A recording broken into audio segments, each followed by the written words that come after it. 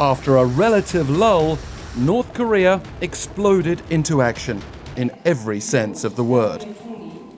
Just hours after the North announced an 8-day rocket launch window, it went ahead with its first spy satellite launch attempt of 2024 on Monday night.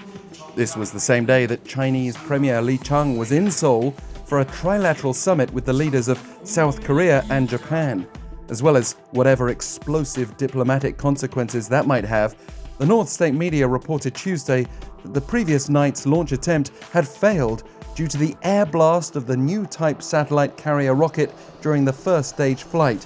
In other words, a mid-air explosion soon after liftoff. North Korea could hardly hide from the failure. The launch had been detected by South Korea's military at 10:44 p.m.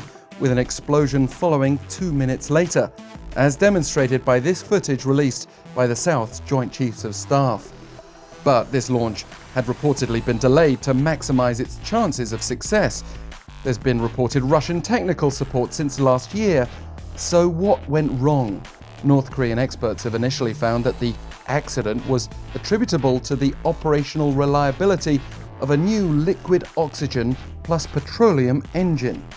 That marks a shift from the North's intercontinental ballistic missile technology and would be similar to the fuel used by US-based SpaceX for its rockets, as well as South Korean civilian sector rockets, which initially received tech support from Russia. So it could well be that North Korea's rocket capabilities have leapt forward with Moscow's backing. Not that it helped with this latest launch. Remember, North Korea took 3 tries to eventually launch its first spy satellite last year. But since then, the North's already been overtaken by South Korea in their military spy satellite race, with the South's 2 spy satellites so far being launched via SpaceX rockets from the US. By comparison, North Korea's conducted its launches from home, and we know Pyongyang's aiming to launch 3 spy satellites into orbit this year alone, so we can presumably expect more attempts soon.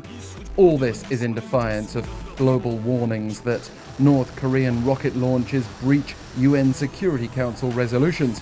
That's not stopped the North in the past, including in its nuclear weapon development, but Pyongyang may have risked upsetting traditional ally China, given the timing of the launch, on the same day as that trilateral summit in Seoul. Interestingly, the North's foreign ministry criticized a joint statement that came out of that summit on Monday, as China remains committed to the denuclearization of the Korean peninsula along with South Korea and Japan.